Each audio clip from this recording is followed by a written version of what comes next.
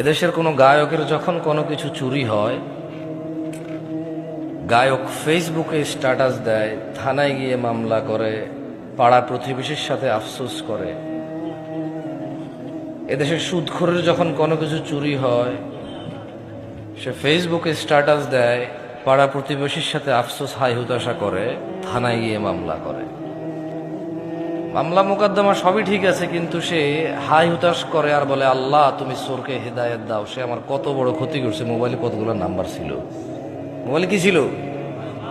ও কিন্তু সুদ খায়। মানে ও চোরের হেদায়েত চায়, নিজের হেদায়েত চায় না। ওর কাছে চুরিটা হচ্ছে গুনাহ, এটার হেদায়েত লাগবে। সুদ গুনাহ না, এটার হেদায়েত লাগবে না। এই হিসেবে সিগারেটখোর মনে করে গাঁজাখোরের চাইতে ভালো, গাঁজাখোর মনে করে মদখোরের চাইতে ভালো, মদখোর মনে করে হিরোইন চাইতে ভালো, হিরোইনখোর মনে করে টিকটিকির লেজ খাওয়ার চাইতে ভালো। আমার মতো জামশেদ মজুমদার হুজুর মনে করে দাড়ি টুপি রাখা সব চাইতে ভালো কাজ, কিন্তু মানুষের সাথে দুর্ব্যবহার করা খারাপ কাজ না।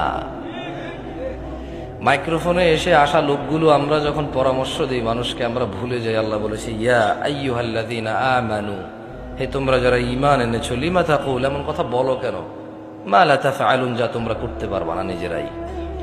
কাবুরা মাকতান ইনদাল্লাহি আন তাকুলু মা লা তাফআলুন, নিশ্চয় আল্লাহর কাছে ঘৃণিত কাজ হচ্ছে এমন কিছু যা তুমি অন্যকে বলো কিন্তু তুমি নিজে করো না। কেমন? এখানে প্রত্যেকটা রুগী চায় ডাক্তারের হিদায়েত, ডাক্তার চায় যে ম্যাজিস্ট্রেট তার পরীক্ষার নকল ধরেছে তার হিদায়েত,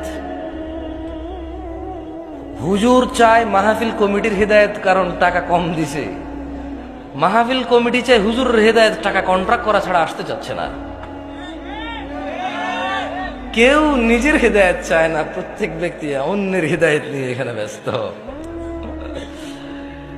লা হাওলা ওয়ালা কুওয়াতা ইল্লা বিল্লাহিল আলিয়্যিল আযীম।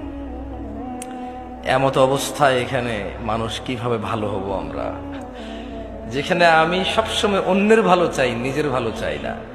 এবং অন্যকে আমি বলি, আমি যে তোমার ভালো চাই এটা তুমি বিশ্বাস করো, আমি কিন্তু নিজের ভালোই চাই না, আপনারা যে ভালো চাই এটা বিশ্বাস করার জন্য আপনাকে বলি আমি।